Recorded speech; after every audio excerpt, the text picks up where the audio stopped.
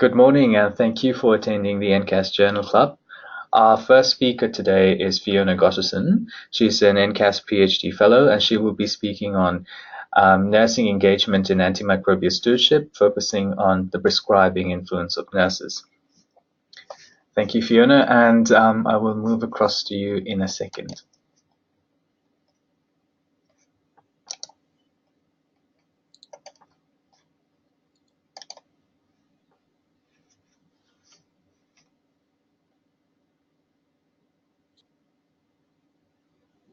Thanks, Fiona.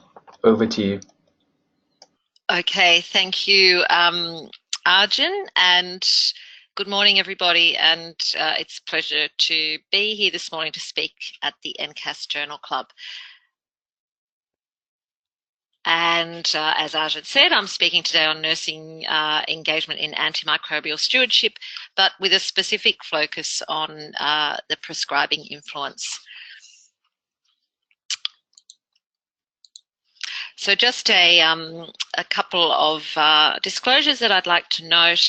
In addition to being a PhD candidate with NCAS, where my research is focused on nurses and antimicrobial stewardship, I am also employed part-time as a senior project officer on the Healthcare Associated Infection and AMS projects at the Australian Commission on Safety and Quality in Healthcare, and I am an adjunct lecturer at Griffith University. So to begin, I thought we'd just quickly go through a bit of background to why I'm interested in this topic of nurses and AMS. AMS, as most of those listening will know, is a multidisciplinary activity that uses the expertise of all the healthcare team members in promoting the best use of antimicrobials to achieve the best possible outcome for patients. And of course, it comes into play at almost every step of the patient journey. Now, when we think about the healthcare team, most health professionals know that nurses comprise the largest percentage of the health workforce. And just to put some figures around that, to give you an idea of the scope, in Australia there are close to 300,000 nurses, around 90,000 registered medical practitioners, and around 25,000 pharmacists. And that data is from the health workforce data of the Australian Government Department of Health. Their summary statistics, and the link to that is on this slide, last updated in April 2017. Of course, nurses are the most consistent presence on the patient journey, and antimicrobial stewardship is really a good fit with nursing practice, which incorporates assessment, monitoring, communicating about patient care, advocating for patients as part of that person-centered value of nursing, and more. So it's a good fit. But interestingly and surprisingly, until fairly recently, nurses have been largely overlooked when it comes to discussions about stewardship. Now, that's not to say that the profession hasn't had something to say about this. In 2014, actually, the Royal College of Nursing issued a position statement about the nurses' contribution to efforts to address antimicrobial resistance. In 2013, the Australasian College for Infection Prevention and Control here, they issued a position statement about antimicrobial stewardship and the role of the infection control practitioner, a large percentage of whom are nurses. And that statement, I understand, has been revised during 2017. More recently, though, in 2017, the American Nurses Association, in collaboration with the Centers for Disease Control, issued a white paper on the registered nurse role in hospital antibiotic stewardship. And in 2017 too, the International Council of Nursing released a position statement on the role of nurses in addressing AMR. And I've included a quote from the ICN statement at the bottom there, which is really quite reflective of what's said in the other statements listed there. indicating that the nurse has a central role in patient care and interdisciplinary communication, and as such, they're in a key position to contribute to efforts to reduce AMR, antimicrobial resistance, and are also critical for the function of antimicrobial stewardship programs. So the profession agrees that nurses have a role in antimicrobial stewardship, and I should also say that in guidance for AMS programs in other countries, including Start Smart Then Focus from the UK, some of the guidance from NHS Scotland, and also in the Centre for Disease Control core elements of hospital antibiotic stewardship, the role of the nurse in AMS is acknowledged. But there has been little research on antimicrobial stewardship that has included nurses as participants. And I've just made a very simple little graph here to try and demonstrate that. So this is looking at the number of publications that have taken place between 2013 and 2017 to now. The lighter blue, or the turquoise colour, indicates research that involved nurses only as participants, and the darker blue was where nurses were involved as subjects or participants with other health professionals. So we can see very few publications, and if we were to go further and look at that more closely, only 5 of those papers were nurse-led papers. Around 9 of them were led by pharmacists. So it's interesting that, first of all, there's very little research on the role, but even more importantly, perhaps, little of it has been led by nurses.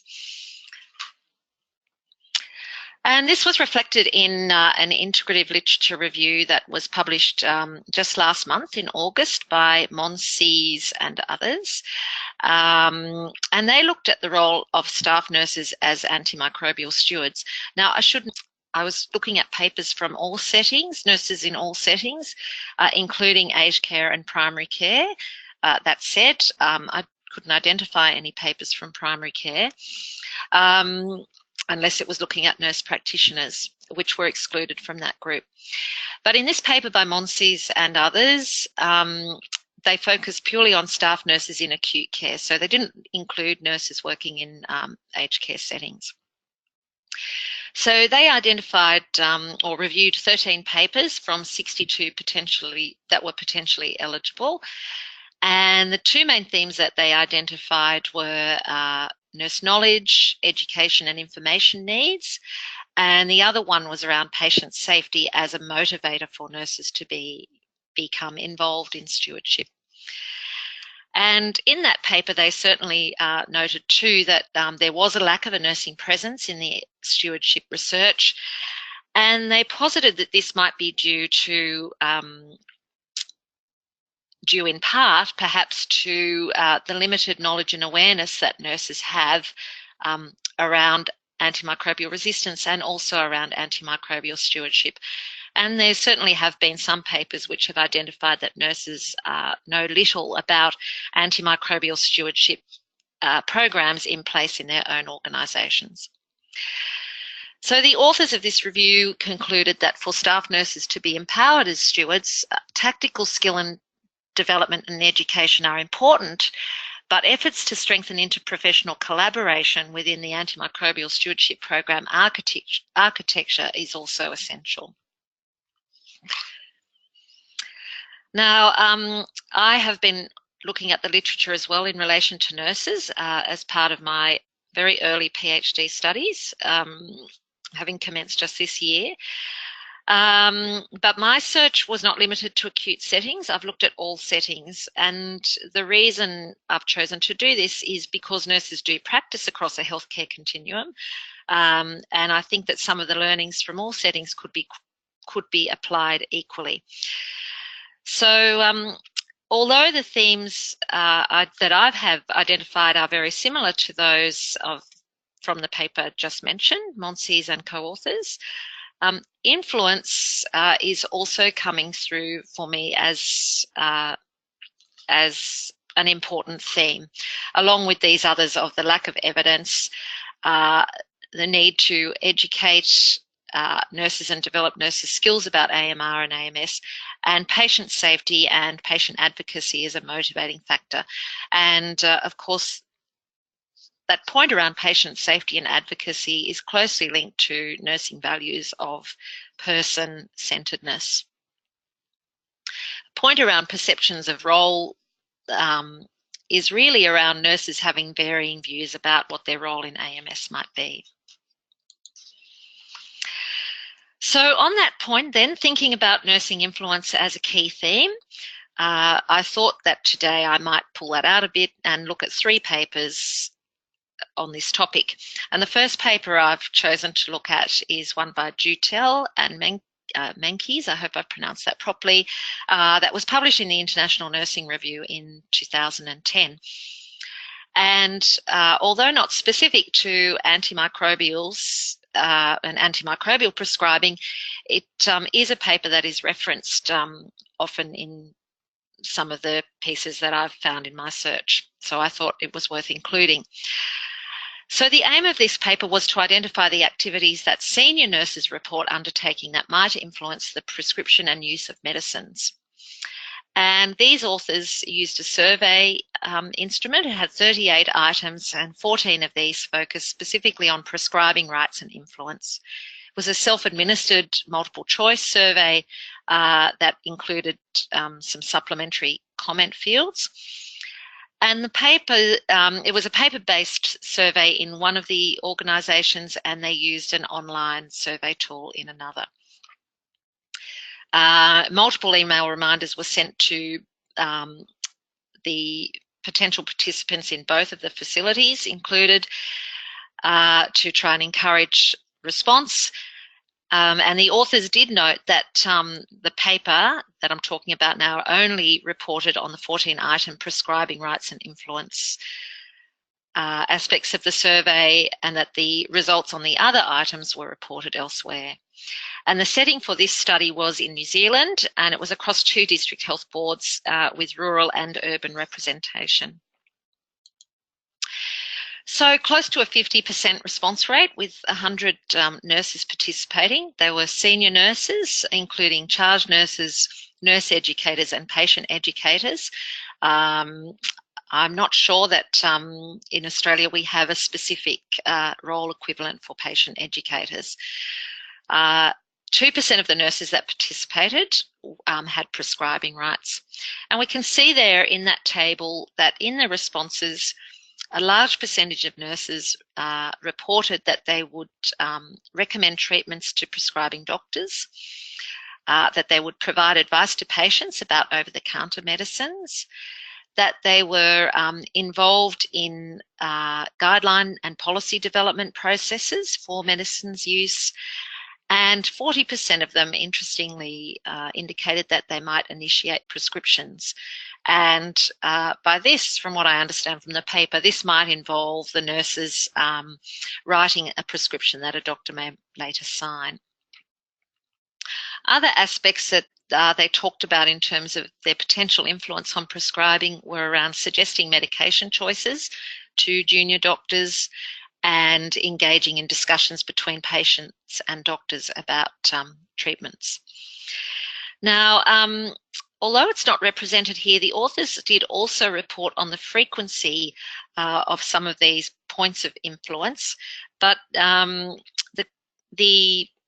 graph that represented these findings was published in black and white, so I can't really confidently comment on the frequency of all of these aspects. One that was clear was around the frequency of recommending treatments, and the graph indicated that nurses said that they might do this monthly or more frequently, and 78% of nurses said that. So that's quite a high frequency and a high percentage indicating that they're involved in recommending treatments. So it's quite an interesting finding. So the authors concluded in this paper that there are many ways that nurses influence prescribing, and they said that nursing may have overlooked the important, albeit sometimes or quite subtle, power that nurses already have and use. They said that the nursing influence is deeply ingrained and often unacknowledged. And the context of this paper was really to talk about the implications of this for interactions with the pharmaceutical industry. And the authors concluded by making some recommendations for non-prescribing nurses' relationship with industry, including recommendations for education of nurses. And they finished by saying that nurses may not prescribe, but they do have powerful potential to influence those who do. The limitations of this paper are that it was New Zealand-based, that the numbers were small, and the participants were all in leadership roles. So whether there may be a difference in responses from nurses not in such positions is unknown. And also there was no correlational analysis published, so it wasn't clear if there was a difference between the years of experience of these nurses in their senior roles and their responses. And also there was no correlation between the different clinical settings that these people were working in. Nevertheless, despite the limitations of this study being based in New Zealand, the authors did comment that they had informally observed nurses demonstrating similar behaviours in other countries that they had worked in. And it should be noted that there has been more recent research undertaken and publication of the relationship of nurses with industry in relation to prescribing of medications in Australia and in other countries. So following on from that, the next paper I want to look at is one that many are probably quite familiar with. This is a paper by Chirani and others, published in 2013, and it's on understanding the determinants of antimicrobial prescribing within hospital settings again, and it's looking at the role of prescribing etiquette. And I've pulled this paper out because even though many people may be familiar with it, I really wanted to focus today on the findings with regard to nurses. So the aim of this paper, there's 3 aims listed there: to explore the attitudes, perspectives of health professionals on antimicrobial prescribing, to look at barriers and facilitators of adherence to quality improvement interventions in antimicrobial prescribing, and also to look at those determinants of antimicrobial prescribing behaviours, including the contextual, environmental and social factors. So this was a UK-based study across 4 NHS trust hospitals that had a mature AMS program in place.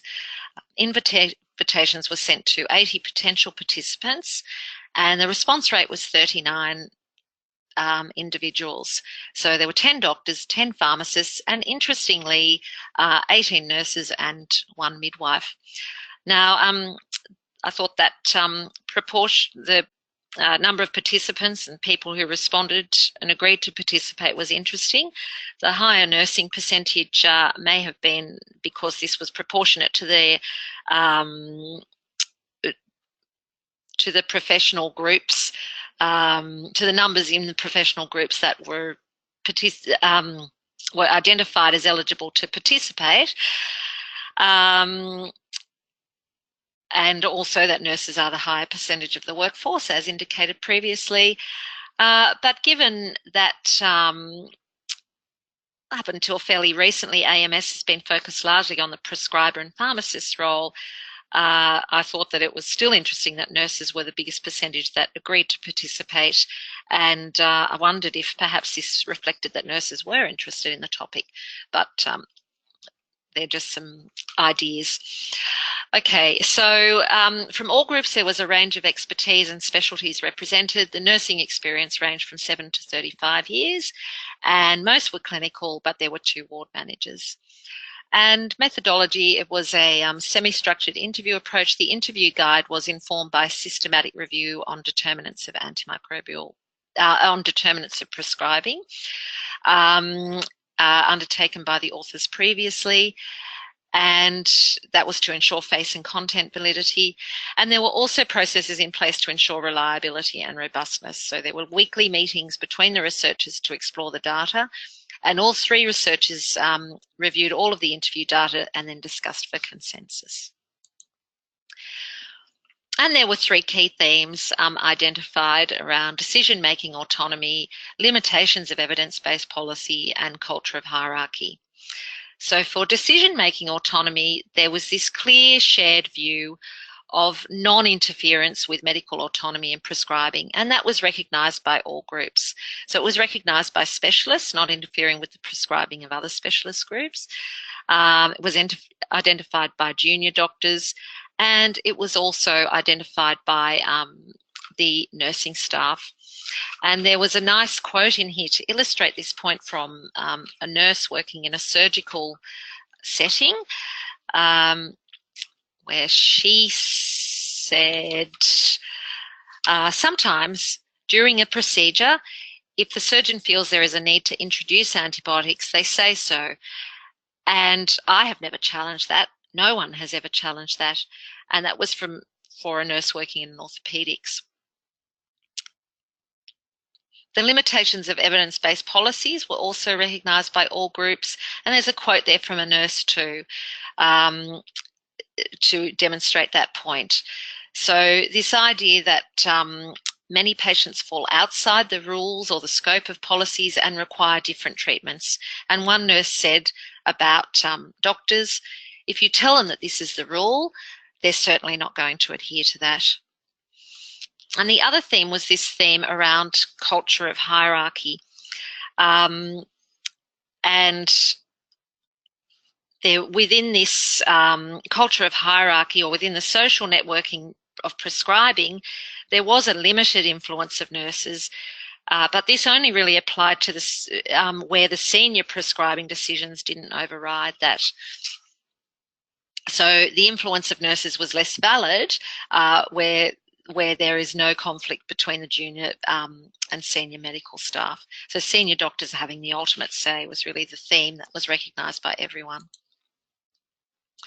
And across all of this, there was this theme of prescribing etiquette, which basically means not interfering with the prescribing decisions of colleagues.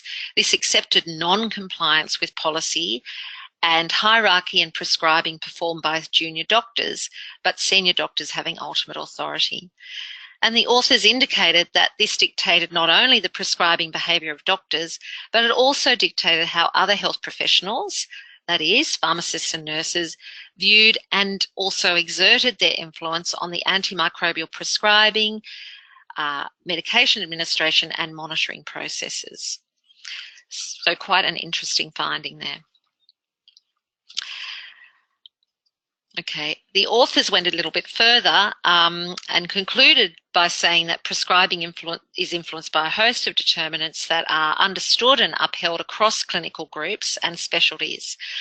And they cautioned on the use of policy alone in implementation efforts, and suggested that to optimise practice, the impact of prescribing etiquette to engage with leaders across specialties and groups, that any implementation planning needed to incorporate consideration of local and national influences into local policy and involve local opinion and expertise from across the specialties and groups. And there was potential to bring the elements of prescribing etiquette into the decision architecture for AMS.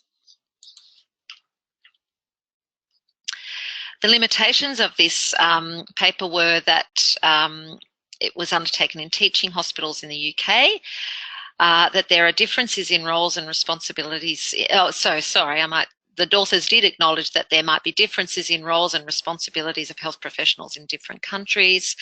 It was a self-reported survey, and the authors suggested that perhaps the study could be replicated in other settings, and that it could be supplemented with a survey based on the identified themes. So the last paper that I'd like to talk about is a paper titled Nurses as Antibiotic Brokers, Institutionalised Praxis in the Hospital. And this is a paper that was published by Alex Broom and Jennifer Broom and others, and it was in Qualitative Health Research. And it was published in November 2016. This is an EPUB ahead of print. And the aim of this paper was to explore the role of nurses as antibiotic knowledge brokers in hospital settings. And at the bottom there, I've included a definition or perhaps an explanation of this term brokers. So I went back to the paper that was cited in the Broom paper, which was from Stovall and Shaw. The reference is there at the bottom.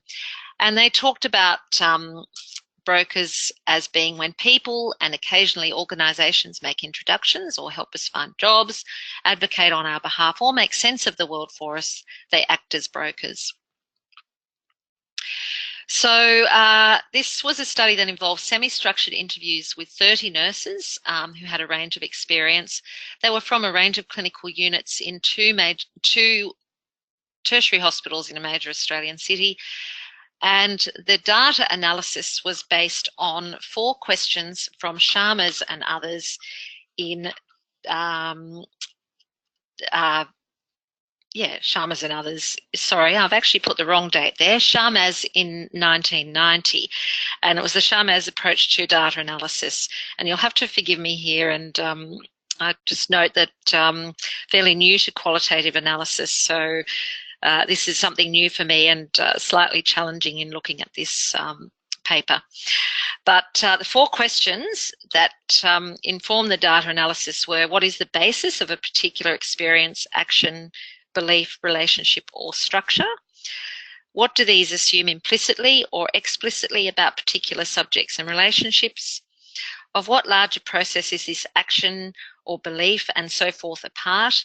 And what are the implications of these actions or beliefs for particular actors and institutional forms? Okay, so it was a developmental approach where the interview discussion built on knowledge that was gained as the interviews progressed. And following the interviews, the authors went back to the literature to look again at these conceptual tools of brokerage and praxis. So the themes identified here were, they're listed here. So the first one was around antibiotic misuse and resistance. And really that was looking at nurses' awareness and understanding of antimicrobial resistance and antimicrobial usage as part of that. And really in that theme, they identified that nurses tend to see, like doctors also do, the patient in front of them and their immediate needs as perhaps more important to this long-term problem or perceived long-term problem of antimicrobial resistance. The second theme was around accounting for the nursing role and this idea of nurses not being decision makers but more being patient advocates, and this delineation of responsibility for prescribing. So nurses really early on in the interviews pulled out this idea that it's the doctor's job to prescribe and it's the nurse's job to administer.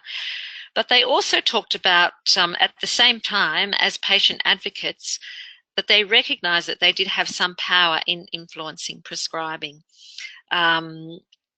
So, for example, they talked about, if a patient was deteriorating, that they would alert doctors to that and then they would act as advocates to try and steer doctors in the right direction in terms of prescribing a particular agent.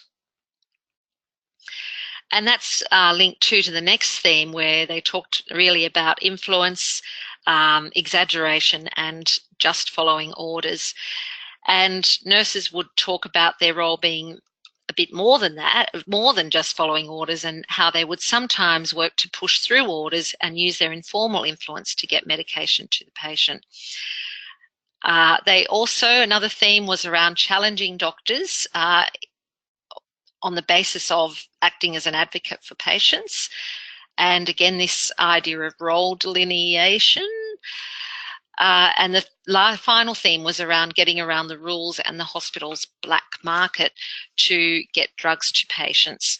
And they talked about how, as part of this black market idea, it was about drugs being available to others available from other wards, and that nurses would use that and borrow drugs from other wards so they could ensure that patients got the medication that was required for them.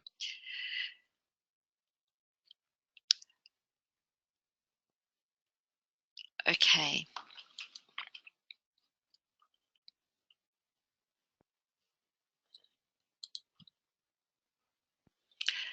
So in conclusion, the authors said that brokerage takes place within this idea of institutionalized praxis.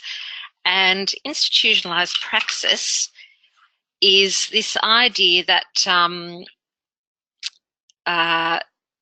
brokerage takes place,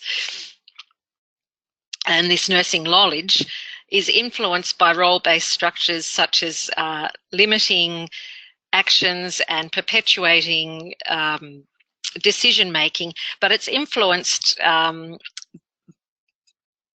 by these structures, and it can influence and affect the local prescribing etiquette that was talked about in the previous paper. And they concluded by saying that engaging nurses presents a key opportunity to understand forms of individual and professional agency, and how institutionalized praxis reflects care, and how nurses may play a role.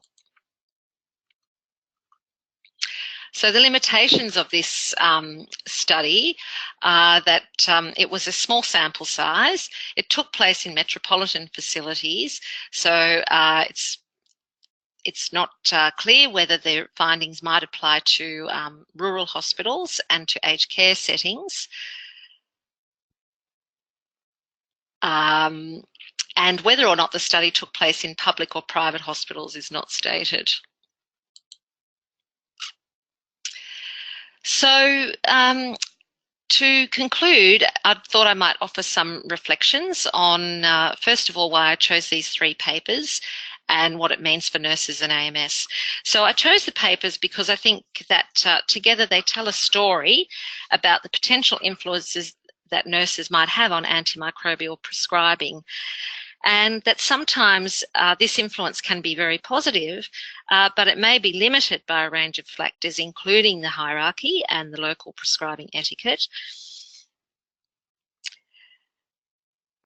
And it can also be influenced by nursing workflow. So nurses have many competing demands, particularly in acute care settings, but certainly in other settings. And sometimes the influence may be guided sometimes by what's required to smooth workflow. I felt that the 3 papers together highlighted a number of gaps and opportunities for the nursing role. So I guess what that means is that there is further exploration needed of this idea of nursing influence. And it would be good to see some research in the Australian setting, looking at how nurses understand their role, how they understand their influence on antimicrobial prescribing, and what their perceptions are about how best to engage with them and how their engagement could be supported. And linked to that is, in what ways do these contextual factors of culture and hierarchy influence Australian nurses' actions and engagement in AMS? And for implementation, I think that whatever strategies are put in place, they do need to fit with the nursing workflow, and they need to link to nursing values of patient-centeredness, and incorporate some awareness raising of the nursing influence, and enable nurses to use this to benefit patients and also to benefit AMS outcomes more broadly. I think that implementation efforts need to consider nurses' place and voice within the multidisciplinary team, and this may be different in different settings. I think too that there's potential to apply the theoretical domains framework or behaviour change theory to any implementation effort that involves nurses. And the theoretical domains framework has some constructs within it that are around knowledge, skills, social and professional identity, and beliefs around capabilities. And Noleen is going to explore this further in her presentation. So I'd like to acknowledge my two supervisors, Professor Kirsty Busing and Professor Elizabeth Manias, and thank you all for listening. Thank you, Fiona, for the presentation. I will now move across to Noleen Bennett, who will be presenting on antibiotic prescribing in long-term care facilities. Thank you, Noleen.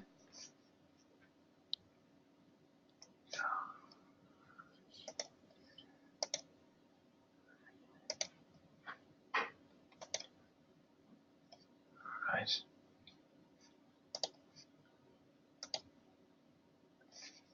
Right. Okay.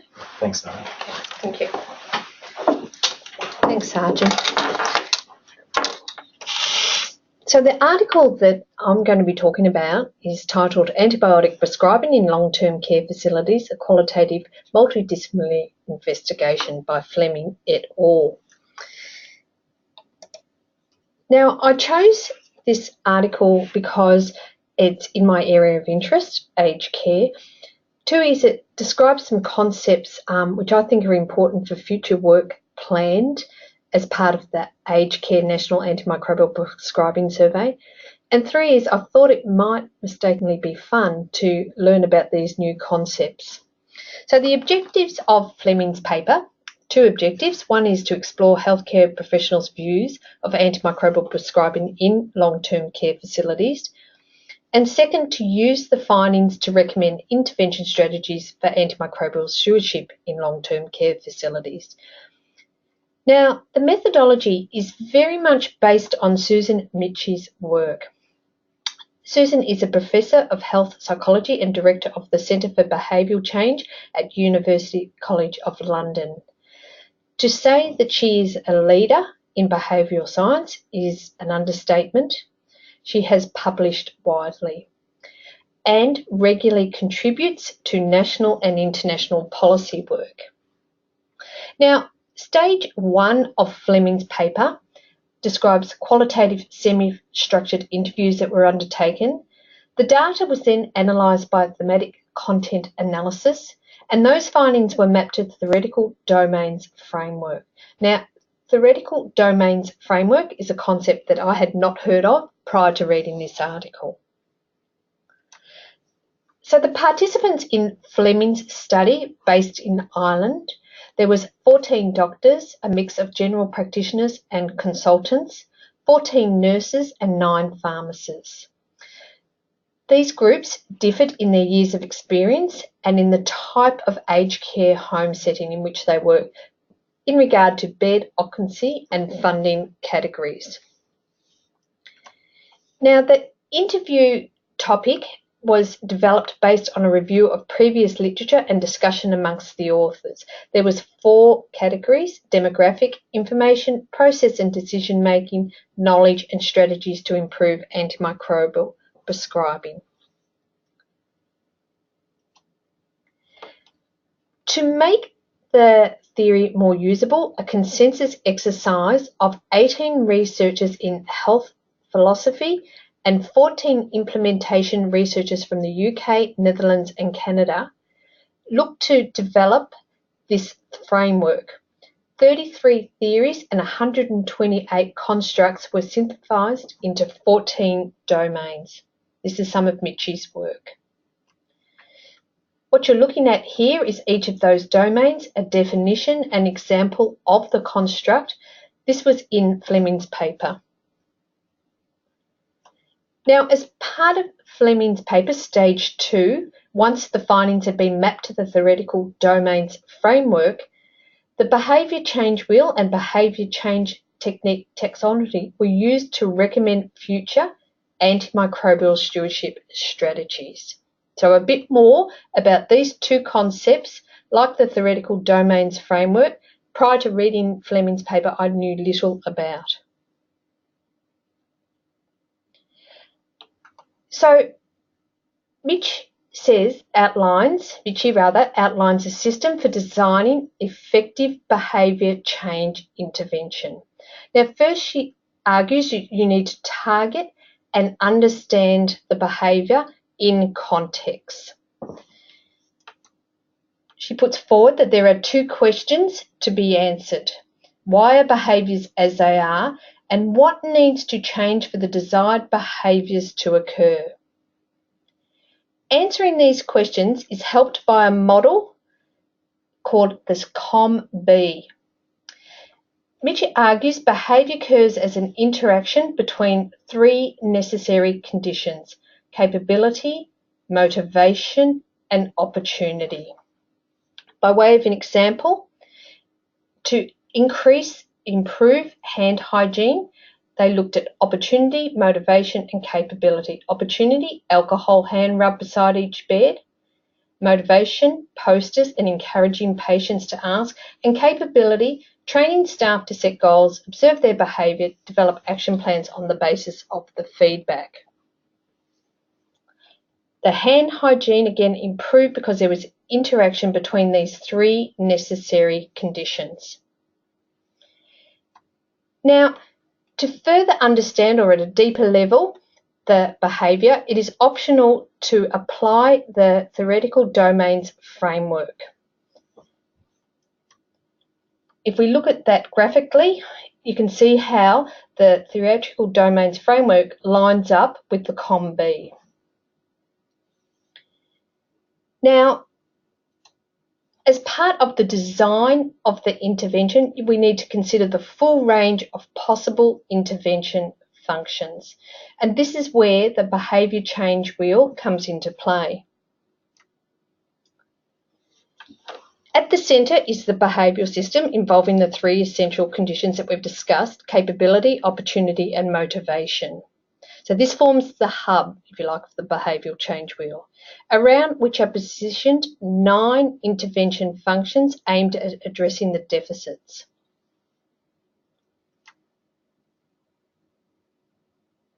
Around this, then, are placed 7 categories of policy that can enable these interventions to occur.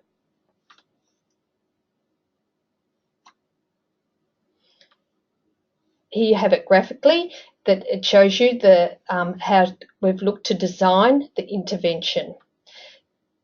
Behavioural change techniques then need to be applied. So behavioural change techniques are the active ingredients within the intervention that are designed to change the behaviour. And it's really important to define these because interventions are usually poorly specified. For example, if I said to each of you what is an educational intervention, it may well differ to what I think an educational intervention is. Considerations when selecting these behavioural change techniques include evidence of effectiveness, local relevance, practicality, affordability, and acceptability. Now, Michi and her team looked to develop the BCT taxonomy. 93 conceptually agreed distinct BCTs were clustered into 16 groups, and I've looked to give one example here under the under the group of goals and planning. Each listed below are an example of these behavioural changes techniques. So now we've discussed the theory. So let's have a look at some results from Fleming's paper. Fleming looked at the results from the interviews and looked to classify them according to the theoretical domain framework. There was not enough reference made to optimism, reinforcement, intentions, goals, and emotion. The findings were somewhat similar to a paper that was published here in Victoria at aged care facilities. That paper, Antibiotic Prescribing Practice in Residential Aged Care Facilities, Healthcare Providers' Perspectives by Ching-Shung Lim. I'm not going to go through all of the findings that were classified, only highlighting those that were especially relevant to nurses. Under the domain of belief capabilities, nurses express confidence in providing a high quality of care. The more qualified nurses provide valuable support to all nurses. Under the domain of social influences, The influence of nurses on doctors' decisions were referred to frequently and by all professional groups. Now, Fleming was very much, it was discussed in the paper, the domain behavioural regulation was all important. This is where it was found the extent of self-monitoring by means of audit was low. Participation from all groups welcomed the idea of auditing and felt it would contribute to improve resident care. A little bit surprising maybe was that doctors were somewhat cautious about conducting classifying rather an antibiotic as appropriate or not. And benchmarking audit results with other centres were not viewed as being a particularly useful exercise by many doctors. Now, these clusters of the framework domains, this is where then Fleming looked to apply the COM-B and the behavioural change techniques. Now, I have to say, I have looked at this table for a considerable period of time, and I still find it hard to see how one flows onto the next. So there's just a few things I want to highlight from this table, however. And one is that it appears the key driver for behavioural change was found to be motivation. Motivation being the reflective and automatic mechanisms that activate or inhibit behaviour. All doctors, nurses and pharmacists involved need to be motivated to reflect on current practice by taking antibiotic surveillance. The key strategies were setting goals, education, audit, feedback and monitoring. There was different classifications in which those strategies fit. So it wasn't one alone. Aside from education, there was enablement, persuasion, etc.